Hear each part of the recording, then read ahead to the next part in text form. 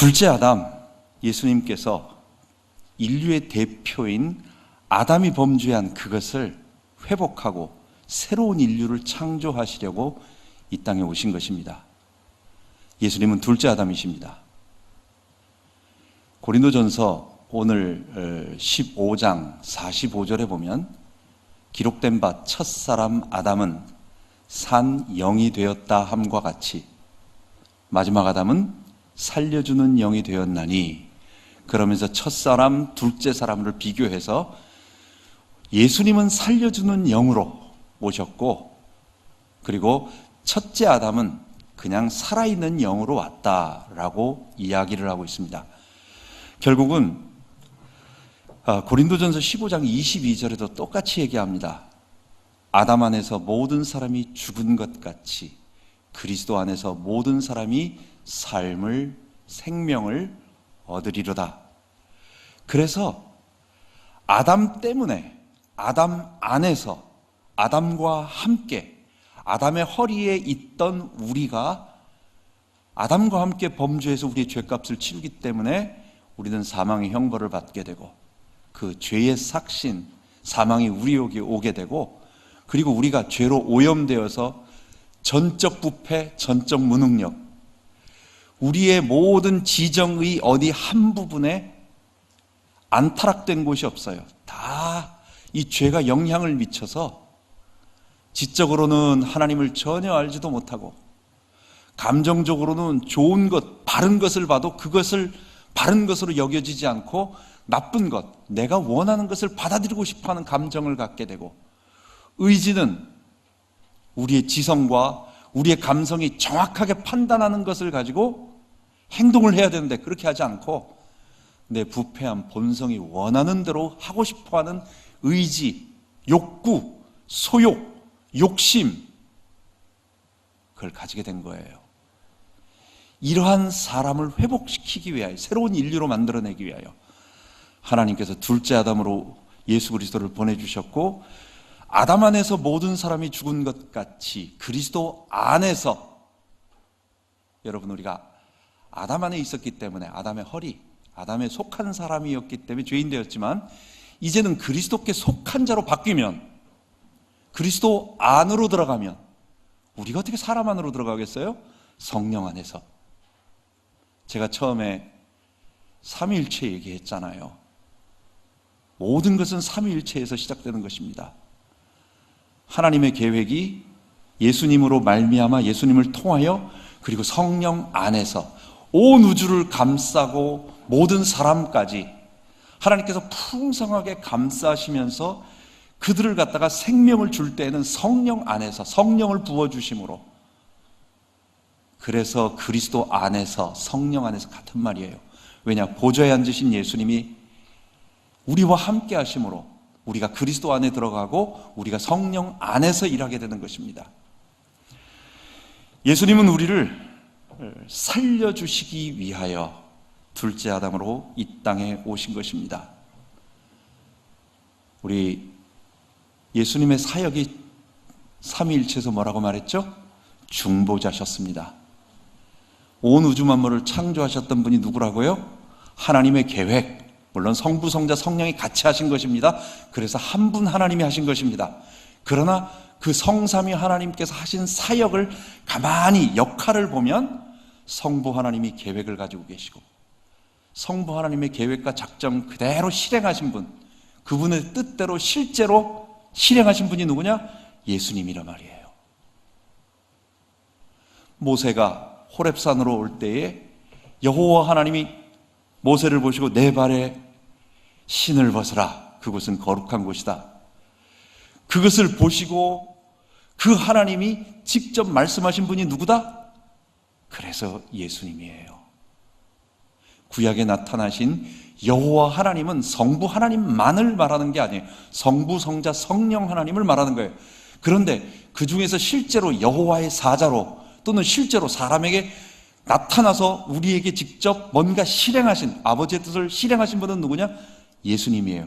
그래서 사람을 흙으로 만드시고 그 코에 생기를 불어넣으신 직접 창조자, 직접 실행자, 창조 대행자, 창조 중보자이신 분이 누구냐? 예수님이에요.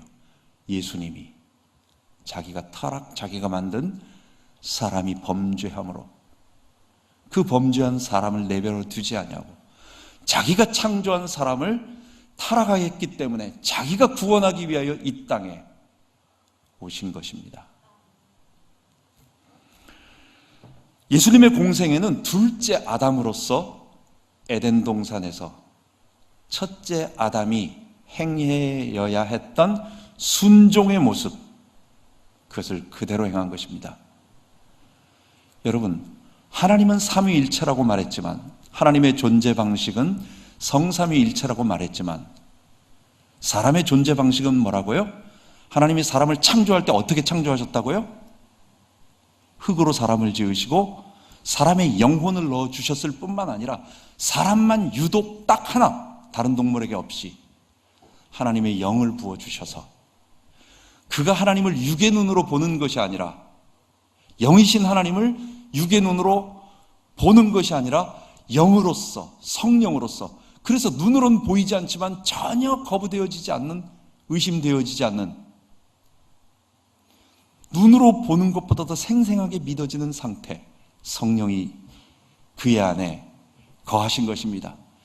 사람은 본래 하나님의 영에 의해서 이 땅에서 살아가도록 만들어진 존재로 창조되어졌는데, 이 하나님의 영이 우리를 떠나심으로 말미암아 우리가 하나님을 알지도 못하고, 또 그것뿐만 아니라 우리 몸이 전적으로 부패하였기 때문에 하나님이 하시는 말씀을 좋아하지도 않고 다 거부하고, 하나님이 이게 바르다라고 말했는데 바른 게 아니야, 내가 원하는 게 바른 거야 라고 거부하고 자기 주인 되어서 자기 중심적으로 살아가는 80억 인구가 전부 다 자기가 하나님 되어서 자기 종교 교주가 되어서 이 땅을 살아가는 것입니다. 세상의 모든 문제는 그 죄 때문에 온 것입니다.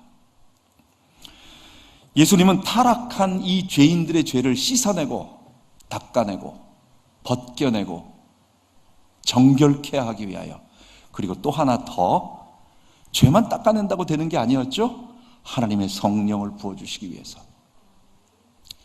세례 요한이 예수님이 처음 등장하실 때 하는 말이 있습니다.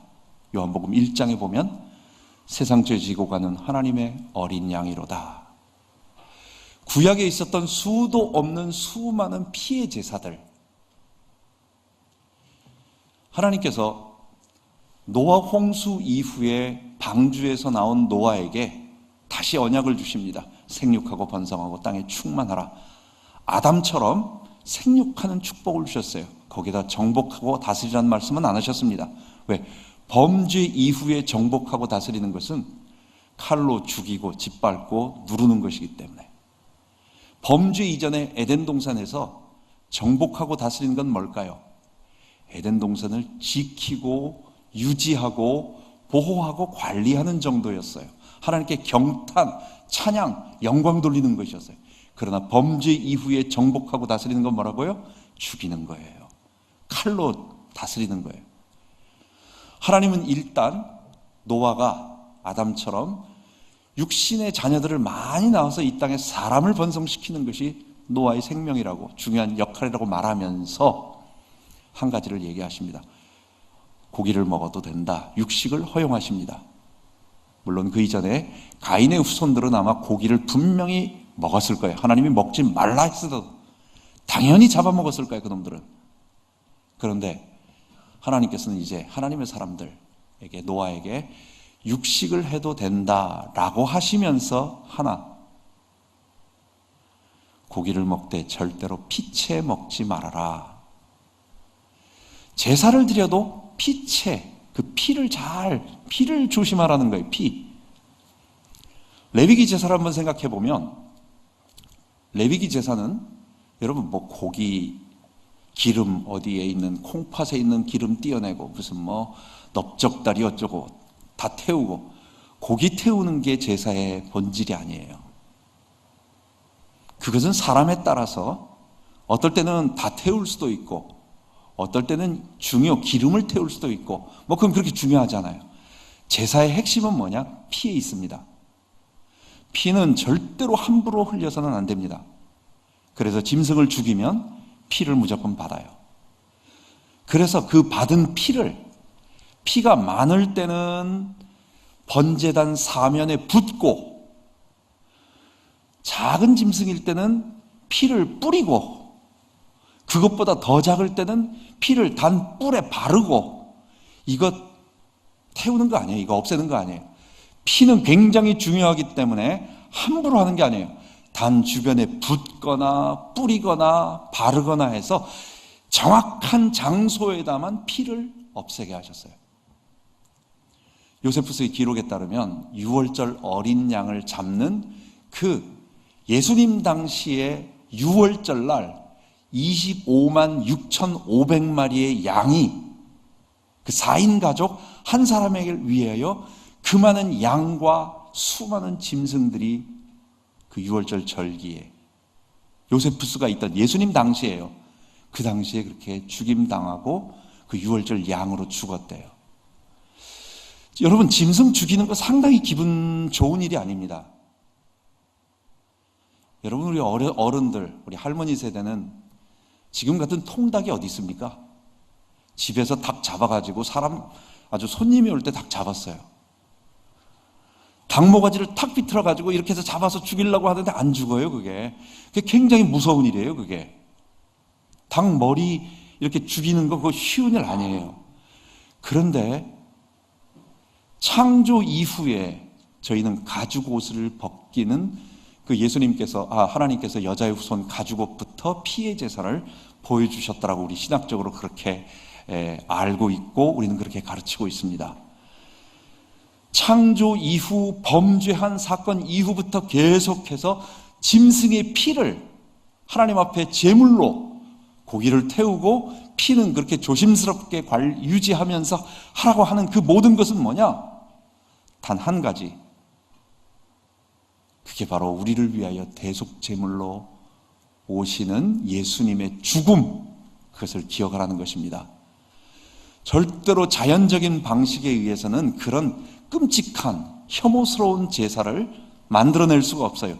의도적으로 누군가가 의도해서 말하지 않고는 떡 바치고 아주 재미있는 곡물 바치는 게 좋지, 피를 흘리는 피 냄새가 그게 그렇게 피 비린내가 좋은 게 아니거든요.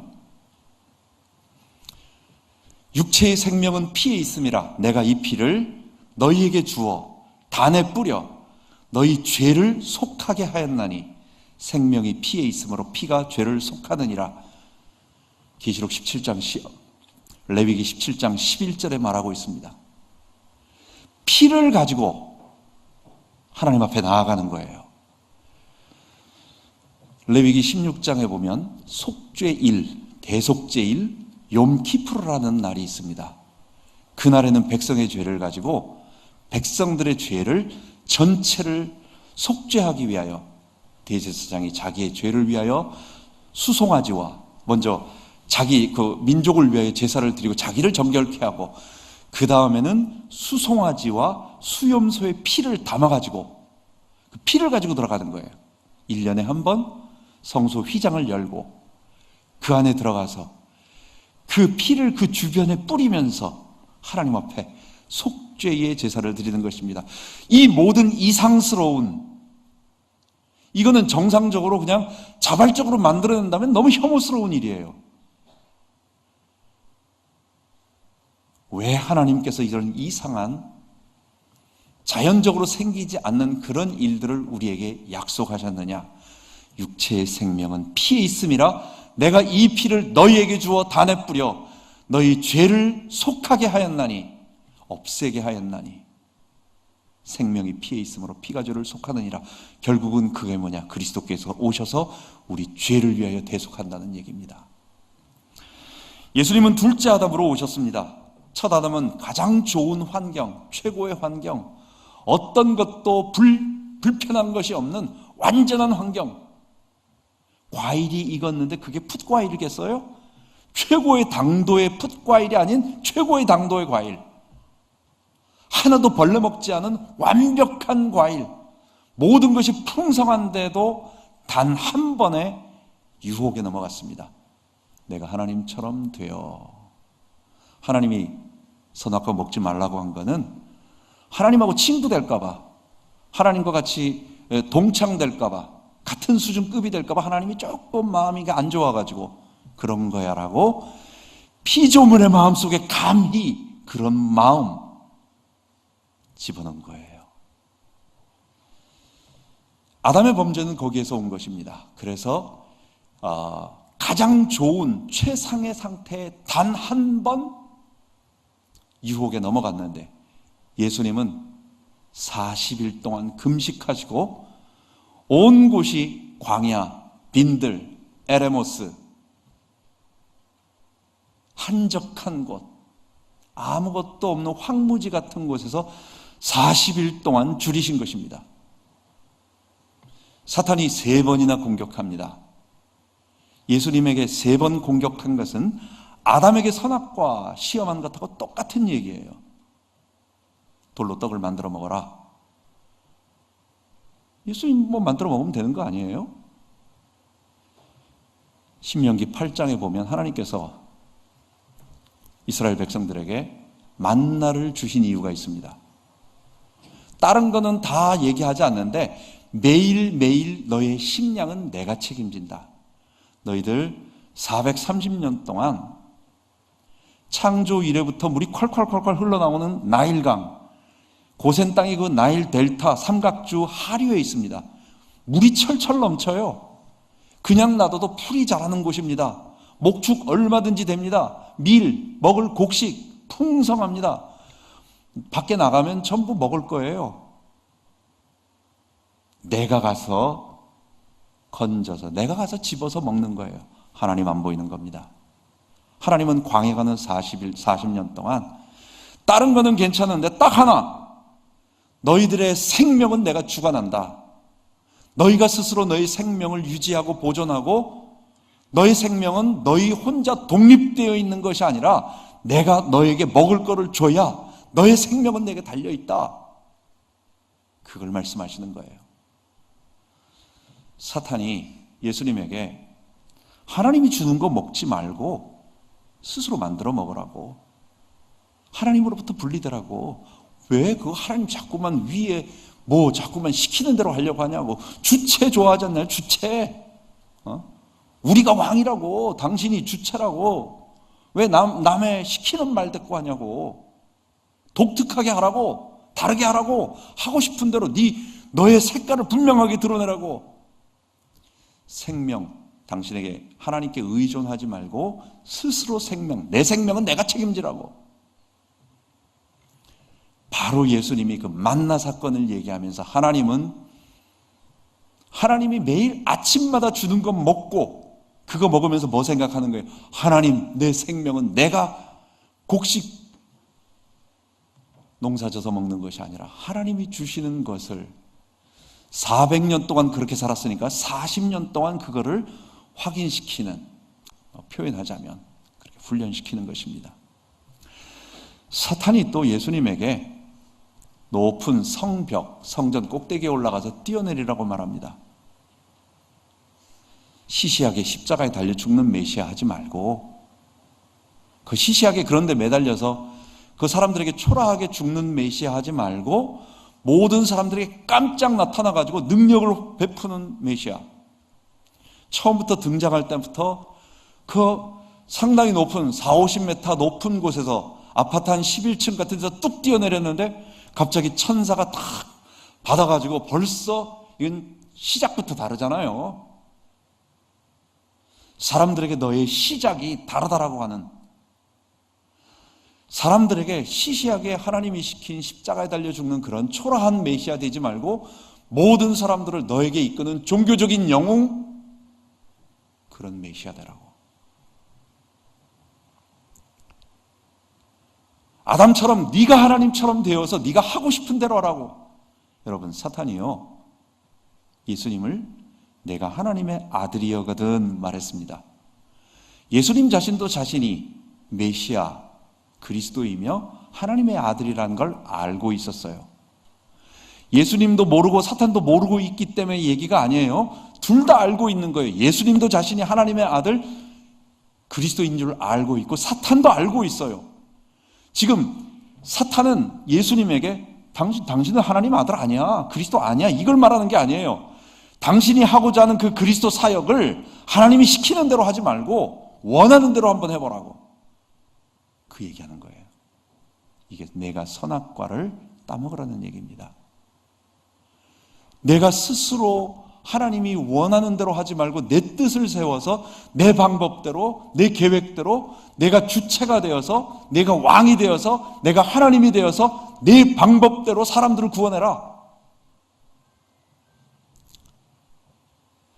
온 천하 만물의 영광을 다 보여줍니다. 그리고 자기에게 굴복하고 자기에게 절하라고 말하는 거예요. 무슨 얘기 같아요? 시시하게 하나님의 메시아 되지 말고 내 메시아 되라고, 내 그리스도가 되라고. 나에게 굴복해서 내 뜻을 전달하는, 하나님의 뜻을 전달하는 메시아 그리스도가 아니라 나의 뜻을 전달하는, 내가 원하는 대로, 사탄이 원하는 대로 하는 메시아가 되라고. 한 가지 선악과 시험을 세 가지 광야 시험으로 똑같이 물어보는 것입니다. 결국은 뭡니까? 너 스스로 주체가 되어서, 네가 하나님이 되어서 메시아가 되보라는 얘기예요. 예수님은 그 모든 것들을 완전히 물리치셨습니다. 신명기 말씀을 가지고 주 너희 하나님 외에는 경배하지 말라고 하였다. 사람이 떡으로만 사는 거 아니라고 말했다. 하나님 말씀으로 사는 것이라고 말했다. 그래서 사탄이 공격할 때 여러분과 나의 어설픈 지식이라든지 여러분과 나의 어설픈 의지라든지 이걸로는 이길 수 없습니다. 정말 하나님의 말씀, 살아있는 하나님의 말씀, 이 말씀을 가지고 그 말씀이 가르치고 있는 바른 진리를 알 때 여러분, 우리가 사탄을 이기는 것입니다. 여러분, 사탄은 창조자가 아니에요. 사탄은 피조물입니다. 사탄이 하는 일은 엄청난 진리를 만들어내거나 자기가 아는 자기 진리예요. 사탄 진리. 또는 자기가 원하는 어떤 큰 계획을 해서 이것을 실행시키도록 자기가 새로운 것을 창조하는 자가 아니에요.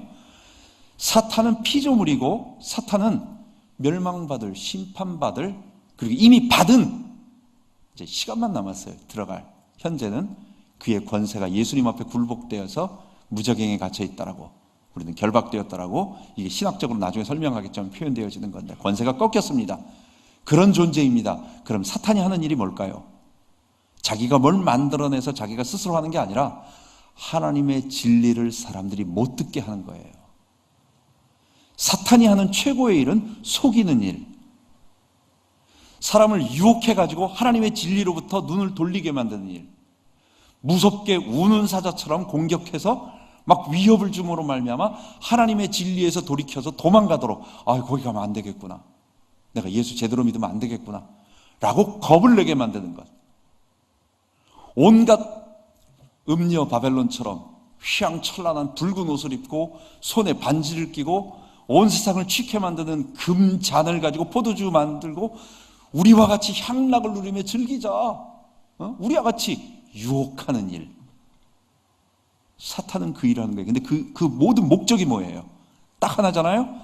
하나님의 진리를 돌이켜서 사람이 알지 못하고 빠져서 멸망의 길을 가도록 하는 게, 그게 사탄이 하는 가장 핵심적이고 본래적인 일이에요. 예수님은 그 모든 시험을 완전하게 하나님의 말씀으로 이기신 것입니다. 예수님은 둘째 아담으로 오셨기 때문에 그래서 성령으로 잉태되셨습니다. 그분 자신이 하나님이시기 때문에 죄자차가 없으세요. 그분은 전적으로 성부, 성자, 성령, 영원 전부터 영원 후까지 한 번도 분리되지 아니하시고, 그리고 항상 같이 일하시는, 그러니까 그분은 거룩하신 하나님이세요. 죄가 없으신 분이에요. 그분은 자기 스스로 내가 별도의 뭔가를 하겠다는 그게 없는 거예요. 그분이 우리를 구원하시기 위하여 육체가 되셔서 이 땅에 오시기 위해서는 성령으로 잉태되셨습니다. 무슨 얘기일까요? 죄가 오염되지 않도록 보호하셨다라는 얘기입니다. 성령으로 잉태라는 얘기는 그 마리아의 몸속에 성령이라고 하는, 표현하자면 성령이라고 하는 정자와 그 다음에 난자가 이렇게 합쳐졌다 이런 개념이 아니라 사람이 탄생할 때에 성령으로 감싸시면서 아담의 죄로부터 오염되지 않도록 보호하셨다. 본래부터 죄가 없으신 하나님이 육체가 되실 때 죄로부터 완전히 오염되지 않도록 보호하셨다. 그게 성령으로 잉태하사라는 말입니다. 예수님은 둘째 아담으로 오셔서 그래서 선악과 시험을 다 이기시고 나서 그분은 요단강에 바로 가십니다. 요단강으로 가실 때에 이제 물 위에 올라옵니다. 물 위로 올라올 때에 하늘에서 성령이 비둘기같이 내리고 그리고 성부 하나님의 음성이 들립니다. 이는 내 사랑하는 아들이요 내 기뻐하는 아들이라. 너희는 저의 말을 들으라. 여러분 그게 뭘까요? 그리고 성령이 그 위에 비둘기처럼 풍성하게 임하세요. 그럼 그 이전에는 성령이 없었을까요? 성령이 당연히 충만하신 분이죠. 그러나 공개적으로 거기에 있는 모든 사람들에게 이분이 그 말하고 있던 그 세례 요한이 또 얘기했잖아요. 세상 죄를 지고 간 하나님의 어린 양. 바로 그 다음에 뭐라고요? 성령으로 세례를 주시는 분. 이분이 모든 사람들의 죄를 담당해서 우리 죄를 다 담당하실 분. 세상 죄를 지고 간 어린 양. 그러고 끝나는 게 아니에요. 죄만 없애버리는 게 아니에요. 다시 우리를 하나님과 하나 되도록 에덴 동산의 본래 모습, 그 코에 생기를 불어넣으신 그 살아있는 생영이 되도록 만드시는 그분, 그래서 우리에게 성령을 부어주시는 분이라는 거예요. 예수님은 태어날 때부터 본래 하나님이시고 죄가 없으시고 성령으로 잉태되어셔서 완전히 죄가 없도록 보호되시고 그리고 모든 사람들에게 그분 원래 성령으로 충만하신 분이에요. 성삼위 하나님이시니까. 그런데 이분이 바로 너희들에게 성령을 부어줄 분이다. 이분이 너희들에게 주는 성령은 아버지 하늘로부터 내려와서 이분에게 있는 성령이다라고 하는 것을 가시적으로 보여주는 것입니다. 그래서 예수님은 모든 백성들에게 하나님의 성령을 부어주기 위해서 성령을 마음속에 품고 계신, 우리 신학적으로는 표현하자면 담지자, 품고 있는 분, 성령의 담지자, 담고 있는 분이 되신 것입니다. 예수님은 일생 동안 성령 충만하셨습니다. 요한복음 3장 34절에 보면 하나님의 보내신 이는 하나님의 일을 하나니 이는 하나님이 성령을 한량없이 부으심이라. 예수님은 한 번도 성령 충만을 놓친 적이 없어요. 예수님은 한 번도 자기 스스로 자기가 주인 돼서 살아본 적이 없습니다. 하나님의 뜻을 늘 의지하고 순종하고 하나님의 뜻을 물은 거예요. 여러분 성령 충만이 뭘까요? 에덴 동산에서는 성령 내주와 성령 충만이 같은 겁니다. 성령이 내 안에 충만하게 거하시는데 성령이 내 안에 거하세요. 그 거하시는 성령님은 누구예요? 예수님이에요. 보좌에 앉으신 예수님이 당신의 영을 우리 가운데 보내주셔서 그래서 그리스도가 우리 안에 계신 거예요. 그래서 우리 개혁신학에서는 부활 이후의 성령론은 제2의 기독론이라고 말했어요. 그 예수님론하고 똑같은 거예요. 성령은 누구냐? 보이지 않는 예수, 예수님의 또 다른 자아, 예수 부재시, 예수 현존. 성령이 곧 예수님이라고, 물론 존재론적으로는 다르지만 예수님의 영이라는 거예요. 그래서 성령이 우리 안에 거하시면 예수님이 거하시는 것입니다. 내 안에 예수님이 거하신다면 에덴 동산에서 거하시는 예수님에게 거부했을까요? 죄가 없을 땐 절대로 거부가 없어요. 그래서 그분에게 전적으로 순종하는 거예요. 그러니까 에덴 동산에서는 성령 충만과 성령 내주가 동일한 겁니다. 죄가 있기 때문에 오늘 이 세대에는 우리가 예수님을 주인으로 모셔서 왕으로 모시지만 때때로 어떨 때는 우리 욕심에 의해서 어떨 때는 말씀을 좀 잊어버리면 우리가 다시 죄의 본성이 나와서 내 욕심대로 행동하잖아요. 그래서 성령 내주라고 말하는 거예요. 계시긴 계신데 그분이 나를 지배하지 않고 내가 주인 돼서 살아가니까 이건 충만이 아니잖아요. 그래서 안에 거하신다. 내주. 그분이 나를 완전히 지배한다. 충만. 자, 성령 충만할 때 어떤 현상이 벌어질까요? 성령 충만은 다른 게 아닙니다. 엑스타시가 아닙니다. 물론 필요하면 내에 있는 모든 이 감정적인 것이 너무 기쁘고 감사하고 감격하는 것, 하나님 만나면 당연히 그런 게 생겨요. 근데 그게 본질이 아니에요. 성령은 우리로 하여금 하나님 앞에 하나님의 뜻에 전적으로 엎드리고 굴복하게 만들어요. 우리가 누구라고요? 첫 시간이 제일 중요합니다. 그게 신학의 모든 첫 출발이에요. 우리는 대리통치자. 하나님은 우리를 대리통치자로, 주권적 청지기로 불렀어요. 주권적 청지기라고 하는 것은 누굽니까? 하나님의 뜻을 알아야 돼. 청지기는 자기 뜻을 실행하는 사람이 아니에요. 아버지의 뜻, 하나님의 뜻을 그대로 시행하는 사람이에요. 그렇기 때문에 육체, 바디를 가지고 있는 사람이 어떻게 영이신 분의 뜻을 아냐고. 모르잖아요. 보이지도 않는데. 그래서 알 수 있도록 성령을 부어주셔서 그 성령으로 말미암아 하나님과 연합되어 에덴 동산에서는 이걸 동행한다라고 말하는 거예요. 주님과 함께 동행하도록. 예수님은 이것을 그리스도 안에서 예수님과 합하여 내 안에 포도나무 비유처럼 너희가 내 안에 내가 너희 안에, 이건 마지막 시간에 얘기하겠습니다. 내 안으로 들어오라고 얘기합니다. 바울이 그것을 그리스도와 연합하여 그리스도와 합하여라고 말하는 것입니다. 결국 성령을 통하여 우리가 하나님과 하나 되고 연합하고 교제하고 우리가 주님 안으로 들어가면 우리가 신이 되는 건 아니에요. 우리는 최고의 피조물이 되는 것입니다. 가장 아름다운 본래 인간이 되는 것입니다. 여러분, 성령 충만하면 어떻게 돼요? 하나님의 뜻을 알게 돼요. 하나님의 뜻을 안다라고 하는 것이 지금 이 상황에서 우리가 이 땅에 살 때는 뭐예요? 모든 상황 속에서 하나님, 이게 어떤 게 하나님의 뜻일까요? 제가 지금 이거 하는 게 하나님 원하시는 일이에요? 아니에요? 제가 지금 이 일하는 게 하나님의 뜻입니까? 아닙니까? 라고 하는 그 부분들의 모든 것들을 아버지께 맡기는 거예요. 전도와 선교만 해야 된다, 그게 하나님의 뜻이다, 이런 개념이 아니에요. 그거는 포괄적인 마지막 모든 것을 다 합쳐서 그냥 그렇게 말하면 돼요. 우리의 생 자체의 목표가 그거다. 그러나 내 삶에서 오늘 내가 이 사람하고 얘기해야 되는데 나는 기분이 나빠서 이 사람에게 이렇게 말하고 싶은데 하나님, 성령님, 아버지, 하나님의 뜻은 정말 뭡니까? 하나님 정말 무슨 뜻이에요? 제가 이 사람에게 이 말을 해줄까요? 아니면 내가 여기서 이런 일을 할까요? 말까요? 모든 부분들을 하나하나 물어보는 것, 그래서 그분께 순종하는 것, 이게 성령 충만입니다.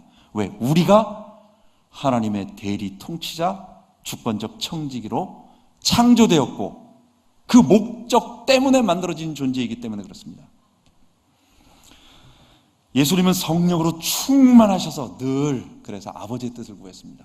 한 번도 자기 뜻을 세운 적이 없습니다. 예수님이 왜 하나님의 뜻을 모르겠어요? 그분이 성삼위 하나님이신데, 그렇잖아요? 그렇지만 제자들에게 모범이 되기 위하여 꼭 중요한 일을 앞두고는 언제나 일부러 나 가고 나서 항상 이렇게 해야 되는 거다라고 하는 것을 보여주기 위하여 일부러 새벽에 혼자 이명 밤늦게까지 기도하시면서 제자들을 선택하실 때도 왜 모르시겠어요? 이미 다 그분 창조 주시면서 아버지의 뜻을 전적으로 다 하시는 분인데, 아버지의 창조 계획과 사람의 선택과 예정과 작정을 다 하시는 분인데 왜 그러셨을까요? 어떻게든지 아버지의 뜻을 순종하는 모습을 보여주시기 위하여. 그렇게 기도 안 하면 예수님이 하나님의 뜻을 모르는 게 아니라 알지만 우리 모두를 위하여 주님께서 모범이 되어 주신 것입니다. 예수님의 기도는 전적으로 하나님의 뜻을 알기 위하여. 그게 바로 성령 충만이에요. 예수님이 기도하실 때에 제자들에게 가르쳐 준 것이 있습니다. 세례 요한이 기도를 가르쳐 줬는데 우리도 기도를 가르쳐 주십시오 라고 예수님에게 물어봤잖아요. 예수님이 주기도를 가르쳐 주십니다. 뭐 이것 달라 저것 달라 하지 말고 핵심이 뭘까요? 하늘에 계신 우리 아버지, 하나님을 아버지래요. 이건 놀라운 일입니다. 만왕의 왕, 만주의 주, 온 우주를 통치하시는 그 전능의 아버지, 창조주를 우리 아버지라고. 우리는 예수님을 통해서 하나님을 아버지로 부르게 된 사람들입니다. 그분에게 뭐라고 기도하느냐? 이건 아버지께 기도하는 거다. 우리의 아버지다. 그 다음에 딱 하는 말이 나라가 임하옵시며 뜻이 하늘에서 이루어진 것 같이 땅에서도 이루어지이다예요. 이게 주기도, 예수님이 늘상 하시는 기도예요. 나라가 뭡니까? 하나님이 통치하는 나라. 하나님의 통치, 하나님의 뜻이 시행되는 거예요. 나라, 그 나라는 뭐냐? 하나님의 뜻이 시행되는 나라. 제자들에게 기도할 때 그거 하나만 기도하라고 말합니다. 모든 삶에서 그거 기도하라고 말하는 것입니다. 그리고 나서 필요한 거, 우리의 죄 문제, 일용할 양식, 악한 자와 싸우는 거, 여러 가지 거. 그거는 우리들에게 살아가면서 필요한 것이고, 결국 우리가 기도할 거 성령 충만은 아버지의 뜻이 무엇입니까? 기도가 바로 아버지의 뜻을 구하는 성령 충만 받는 법을 예수님이 일생 동안 보여주신 것입니다. 예수님은 이제 겟세마네 동산에서 기도하실 때에도 예수님도 뜻이 왜 없겠습니까? 자기 계획을 세울 수가 있어요. 그러나 내 뜻대로 마옵시고, 내 뜻은 안 받는 것, 십자가에 달려 죽지 않는 것, 이 고통의 잔, 고난의 잔을 안 받는 것, 이게 내 뜻입니다. 정말 이건 고통스럽습니다. 물론 예수님의 육체적인 고통도 있지만 예수님은 성자 제2위격 하나님이세요. 영원 전부터 영원 후까지 한 번도 하나님과 분리 불가한 동일 본질에 항상 함께 하셨던 하나님이세요. 그런데 딱 한 번, 금요일날 저녁 해질녘 제9시, 그때 예수님께서 죽으시고 무덤에 장사되시고, 그리고 새벽, 그러니까 24시간에서 조금 더 전후로 해서 한 30시간, 어디 느낌에 우리 표현적으로 본다면 그 정도 되는 그 기간은 완전히 하나님께로부터 분리된 거예요. 하나님은 예수님을 보면서 인류의 모든 죄를 그분에게 다 담당시키셨기 때문에 죄의 모습으로 하나님이 외면하신 거예요. 예수님을 하나님께서, 아버지께서 외면하시는 그 외면이 견딜 수가 없는 것입니다. 이 잔을 내게서 거두가시면 좋겠는데, 그러나 아버지의 뜻대로, 내 뜻대로 마옵시고 아버지의 뜻대로. 에덴 동산에서 선악과 시험이 뭐라고요? 너가 하고 싶은 대로. 그러나 예수님은 내 뜻이 아니라 아버지의 뜻대로 처음부터 죄가 없게 보존되시고, 또 그분 자체가 성령을 품으심으로 우리에게 파송자가 되기 위한 준비자가 되어주시고, 공식적인 그분이 그리스도로서 사람들에게 공포되시고, 일생 동안 성령에 충만해서 하나님의 뜻에 순종하시고, 기도로 늘 모범 보여주시고, 어려운 또 일이 있을 때마다 계속 기도하시고, 그리고 마지막에는 죽기까지 십자가에 복종하신 것입니다. 아버지의 뜻에 순종하신 것입니다. 내 의지를 내려놓고 억지로 굴복한 것이 아니라 정말 온 마음을 다하여 내 지정의를 다하여 자발적으로 아버지의 뜻을 따르겠다라고 순종한 것입니다. 그때에 하나님께서 그를 빌립보서 2장에 말하는 것처럼 그를 지극히 높여 모든 이름 위에 뛰어나게 하시고, 하늘에 있는 자들과 땅에 있는 자들과 땅 아래에 있는 자들 모두까지, 땅 아래 사람이 있다는 얘기는 아니고, 있다고 한다면 모든 만물 전체, 모든 우주 전체, 모든 피조물 전부가 그를 주님이라고, 그리스도라고. 그리스도는 누구예요? 십자가에 못 박혀 우리 죄를 용서하시는 대속제물로 죽으신 분, 그리스도는 그 의미입니다. 십자가의 의미입니다. 그리스도 말할 때는 반드시 십자가 대속 사건을 얘기하는 거예요. 세상 사람들은 자기가 왕이 되어서 이스라엘을 구원할 메시아를 기다렸지만, 베드로조차도, 또 엠마오로 가는 두 제자조차도, 심지어 11제자, 10제자 모두 다 이스라엘을 회복시킨다는 단어가 유태인들의 나라를 회복시키는 육신적인 메시아를 기다렸는데, 십자가에 달린 메시아는 그런 메시아가 아니다. 우리 예수님은 그런 메시아 그리스도가 아니다. 왕, 선지자, 제사장 그런 개념이 아니다. 뭐라고요? 십자가에 달려서 내 죄를 위하여 대속제물로 죽으시고, 아담의 모든 원죄, 그 죄 때문에 우리 속에 있는 부패한 본성, 이것을 없애고 제거하고, 그리고 성령을 부어주심으로 말미암아 우리를 새롭게 만드시는 메시아. 그래서 십자가는, 그리스도는 십자가를 의미하고, 그리고 부활해서 하나님 보좌 우편에 앉으신 분은 누구냐? 우리에게 성령을 보내주시는 분이십니다. 예수님께서 그래서 자기 몸을 찢으셔서, 십자가에서 찢으셔서, 이게 우리 서철원 교수가 늘 하는 말인데, 예수님이 십자가에 달려 죽으시고 자기 몸을 찢으시니까 자기 속에 있던 뭐가 나오는 거예요? 표현하자면입니다. 성령이 나오는 것입니다. 자기 몸을 깨트려서 성령을 우리에게 부어주시는 것입니다. 예수님의 십자가 때문에 성령이 오는 거예요. 여러분, 십자가에만 머무르면 안 됩니다. 우리가 나아가는 것이, 제가 1부 시간에 무슨 얘기를 2부 예배 때 뭔 말씀을 드렸습니까? 우리는 하나님 나라 구원을 받는 겁니다. 하나님의 백성이 되는 거예요. 하나님이 우리 왕이 되주시고 우리가 그분께 순종하는, 우리가 백성, 거룩한 백성으로서 아담처럼 본래 인간으로서 하나님의 대리통치자로서 하나님의 피조 세계에 들어가서 아름답게 하나님께 영광을 돌리는 그 일을 하는, 그것 때문에 우리가 사는 존재, 그걸 회복하는 겁니다.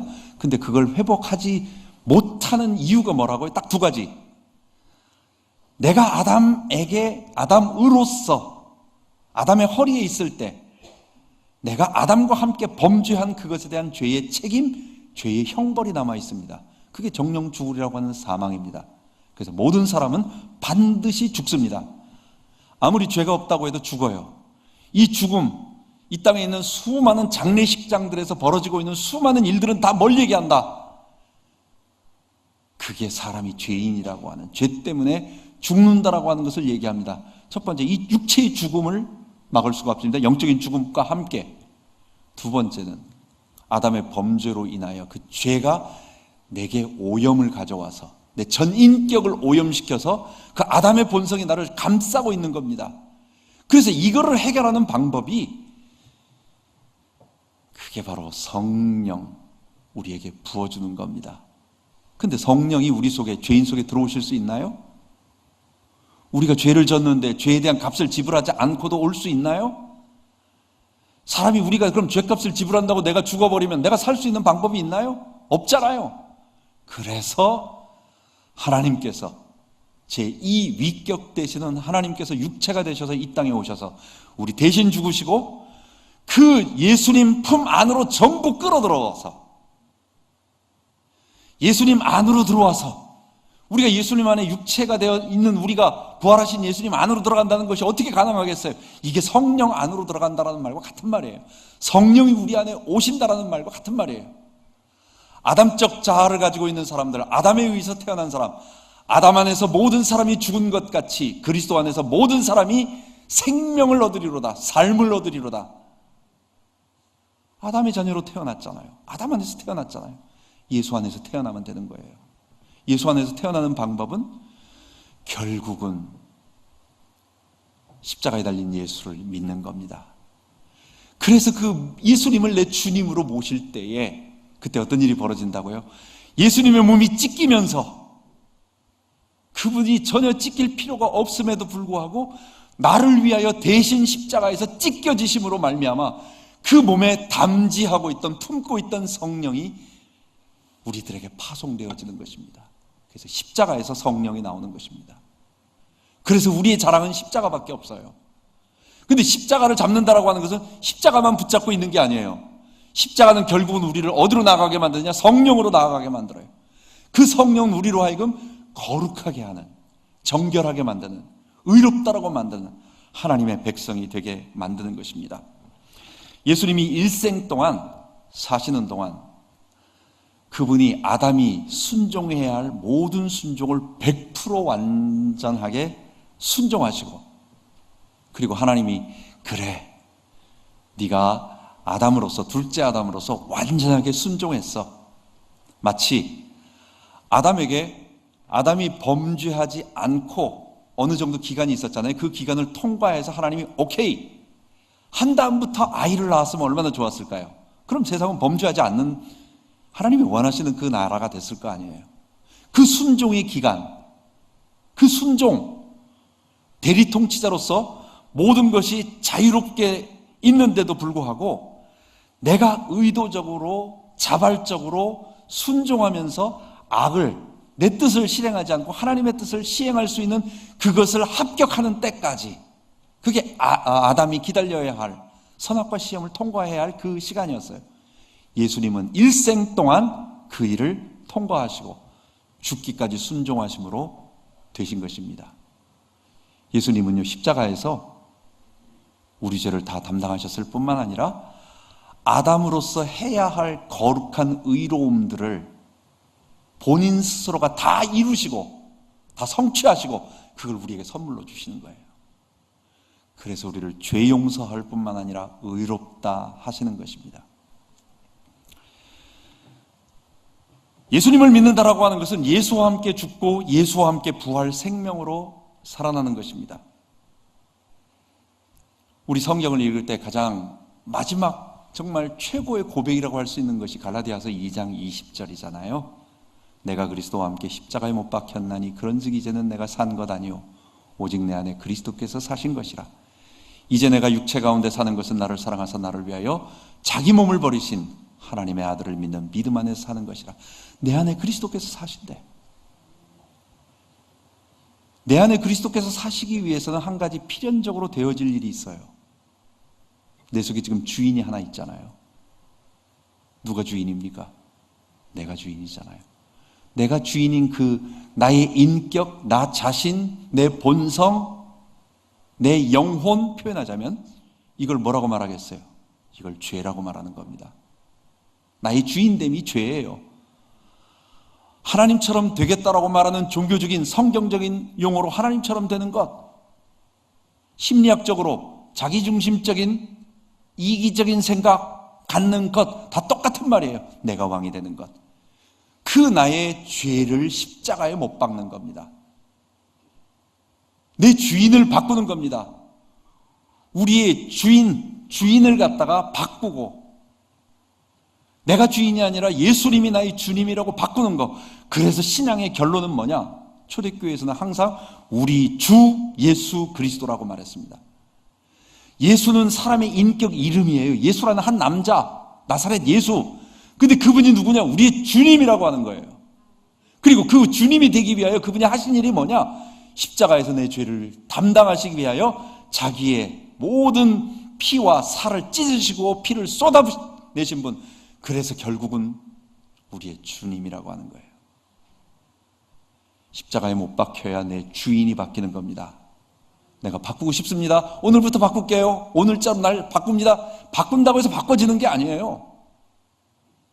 다른 방법으로는 절대로 주인을 바꿀 수가 없습니다. 내 본성을 바꿀 수가 없습니다. 내가 십자가에 못 박혀야 돼요. 다음 시간에 다음 강의에 얘기하겠지만 성령이 오셔서 하시는 일이 내가 주인이 되어 살아온 것이 엄청난 죄구나라고 하는 걸 깨닫게 만드는 것입니다. 그 성령의 감동을 받고 깨달아서 예수님 앞에 굴복하고 그분과 함께 십자가에 못 박히고 그리고 못 박혀서 끝나는 게 아니라 그분과 함께 살아나는 거예요. 성령으로 말미암아 그분과 함께 살아나는 거예요. 그분이 나의 주인이 되어서 살아나는 거예요. 그래서 부활 생명으로 살아나는 거예요. 그래서 십자가와 부활, 우리는 예수님이 십자가와 부활을 믿습니다. 나의 죽음을 고백하고 그분의 주되심을 고백하며 성령으로 말미암아 살아납니다.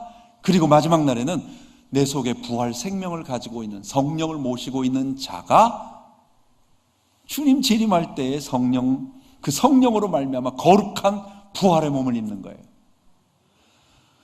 마지막 날 부활되는 날에 내가 부활 안 되면 어떡하지? 내가 부활해가지고 저 지옥 가면 어떡하지? 내 천국 못 가면 어떡하지? 그런 거 하나도 없어요. 이게 아리까리하고 이게 긴가민가 뭐 이게 뭔가 이렇게 의심되는 거 없습니다. 성령 받은 사람은요 달라요. 하나님의 성령이 내 속에 오셔서 나로 거룩을 사모하게 만들고 십자가 들으면 감격하고 십자가 들으면 너무너무 행복해요. 여러분들 부르는 찬양들, 찬송가, 우리 CCM 찬송가들 좋은 찬양, 그 멜로디 화려한 찬양들 많이 있습니다. 근데 들으면 저는 느낄 때마다 딱 하나, 그리스도 십자가에 대한 찬양이 좀 없는 것 같다, 약하다. 프레이즈 더 로드, 뭐 찬양합니다, 경배합니다, 주님 왕이십니다, 계속 로드 프레이즈 하지만 그분이 왜 프레이즈 받아야 되냐고요. 그분이 하신 일이 뭐냐고요. 우리의 찬양과 경배를 받으실 가장 놀라운 일은 그분이 우리를 위하여 사랑을 베풀어 주셨는데 그 사랑이 십자가에 나타난 것입니다. 그래서 여러분 찬양 중에 최고의 찬양은 우리가 부를 때마다 이거는 뭐 그렇다라고 어디 써 있는 게 아니라 모든 성도들이 공감하는 거, 십자가 찬양 듣고 십자가에서 주님이 날 위해 죽으신 그 사랑을 듣게 되면 감격하게 돼 있어요. 그래서 끊임없이 불러도 지루하지 않아요. 화려한 멜로디의 찬양은 금방 없어집니다. 우리 어렸을 때 두란노 찬양 많이 불렀는데 지금은 잘 안 불러지더라고. 찬송가 이거 100년 지난 찬송이에요.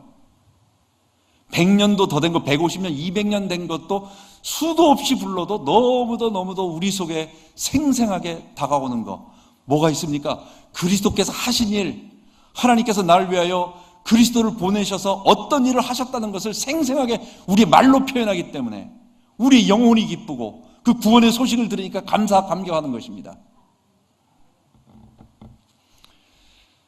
삼위일체 하나님의 성령의 사역은 그래서 십자가에서 우리가 못 박혔을 때에 예수님이 못 박힌 게 아니라 내가 못 박히는 겁니다. 내가 회개하고 예수님과 함께 못 박히는 거예요. 나의 옛자, 아담적 자, 부패한 본성, 성경적 용어로는 뭐라고요? 죄! 그게 죄예요. 사탄에게 잡힌 게 죄가 아니고 우리가 하나님을 거부하는 아담적 부패한 본성을 가지고 있습니다. 이 내 속에 있는 이 내 내적인 인격에 뒤틀어진 이 왜곡되어진 이 죄를 십자가에 못 박는 겁니다. 하나님, 내가 주인된 이 모든 것들을 그리스도의 십자가 앞에 못 박습니다. 그래서 그 십자가 앞에 못 박힐 때 비로소 우리는 참된 자유를 얻게 됩니다. 죄에서 자유를 얻게 함은 보혈의 능력, 참 놀라운 참 신비한 능력이로다. 주 예수 내 마음에 들어와 계신 후 변하여 새 사람 되고 물밀듯 내 마음에 기쁨이 넘치면 주 예수 내 마음에 오심. 예수님이 내 주인으로 내 모든 죄 사하고 그 지긋지긋하게 눌리고 있는 죄를 가지고 있으면 죄책감이 있고 죄의식이 생겨요. 그래서 행복이 안 생겨요. 나는 뭐 이유는 모르겠는데 고통스러워, 아파, 힘들어, 사망의 현상이 나타나. 왜 그런지 몰라. 근데 복음을 듣고 보니까 그게 죄 때문이었구나. 아, 이 죄를 십자가에 못 박으니까 드디어 십자가에서 내 모든 죄가 예수님과 함께, 그래서 주님이 예수님과 함께 못 박힌 회개한 나를 보고 너는 죄 없다. 이 말은 뭐예요? 죄에 대한 형벌 면제, 죄에 대한 책임 면제라고 하는 것입니다. 그때 죄에서부터 자유함을 얻게 되는 것입니다. 그때 비로소 진정한 자유, 예수님을 주님으로 모실 때 오는 자유 얻게 되는 것입니다. 이걸 회심이라고 말해요. 우리 모두는 다 그거 체험하는 사람들입니다. 이전에 우리 예수님을 주님으로 모시고 그분이 내 왕이 되셨을 때 오는 그 진정한 기쁨과 자유를 맛본 사람들이 너무 오랫동안 우리가 전도한다고 갔다가 한 부분 불신자들에게 전도하는 것이 맞긴 맞았어요. 적용하면 되는 거예요. 적용 메시지는 괜찮아요. 근데 그걸로 너무 거기에만 그냥 한쪽으로만 가다 보니까 이전에 우리가 2000년 동안 사도들이 가르쳐줬던 그 복음이 이 내용인데 이것을 갖다 잊어버려서 우리 영혼들이 다들 힘들어했을 겁니다. 이상합니다. 왜 복음을 전하는데 내가 행복이 없죠? 왜 자꾸만 뭔가 해야 되는 사명감으로 계속 독려당하고 뒤에서 채찍질 당하고 안 하면 안 될 것 같고 혼날 것 같고 왜 그렇습니까? 이게 자유가 아닌데 죄에서 자유를 얻는 것입니다. 그때 영의 눈으로 예수님께서 그때 성령이 오셔서 자 성령이 하시는 삼위일체에서 역할이 뭐라고요? 우리에게 구원을 적용하고 우리에게 구원을 완성하고 다음에 성령이 우리 안에 들어오셔서 우리를 하나님과 함께 동행하도록 하나님을 뵙도록 만드는 것입니다. 예수를 죽은 자 가운데서 살리신 이의 영이 여러분 무덤에 묻혀있는 예수님을 누가 살렸습니까? 성령이 살린 겁니다. 예수를 죽은 자 가운데서 살리신 이의 영, 하나님의 영이 살린 겁니다. 그 영이 우리 가운데 들어오셨어요. 그래서 우리로 하여금 죽은 우리의 육체의 죄로 인해 죽은 모든 것들을 살리면서 삼위일체 하나님의 역할처럼 하나님의 계획과 예수님의 실행 그리고 성령 안에서 완성하고 생명을 주는 그 역할이 우리에게 일어나는 것입니다. 우리가 성령 충만 받으면 하나님의 뜻을 점점 알게 돼요. 더 주님을 알아가고 싶고 내 뜻대로 하지 않고 주님의 뜻을 자꾸만 구하면서 섬기게 되어지는 것입니다. 그래서 그게 성령 충만인 것입니다. 마지막으로 하나님이 성령을 우리에게 부어주시기 위해서 십자가 죄사함 먼저 필요한 것입니다. 모든 것은 십자가에서 시작되는 것입니다. 그래서 다른 이로서는 구원 얻을 수 없나니 다른 종교에서 혹시나 영을 부어줘서 사람에게 힘을 줄 수는 있지만, 사람을 창조하신 자가 사람을 살리기 위해서 자기가 육체가 되어서 우리를 대신 죽어주는 이런 구속의 사건은 있을 수 없는 것입니다. 다른 이로서는 구원 얻을 수 없나니 천하인간의 구원 얻을 만한 다른 이름을 우리에게 주신 일이 없음이니라. 기도하겠습니다. 하나님 아버지, 우리가 예수님의 십자가와 부활 그리고 성령 강림을 통해서 구원을 얻었습니다. 이 놀라운 모든 일들이 십자가에서 시작되어졌고, 그 십자가가 결국은 우리로 하여금 에덴에 본래 있었던 하나님의 형상을 회복하는 그 하나님의 영을 우리에게 받을 수 있도록 길을 열어주심을 감사합니다. 이 복음 우리가 체험하고 누리게 하시고, 이 강단에서 계속 생명의 말씀으로 우리가 양육받게 하여 주옵소서. 우리 주 예수 그리스도 이름으로 기도하옵나이다. 아멘.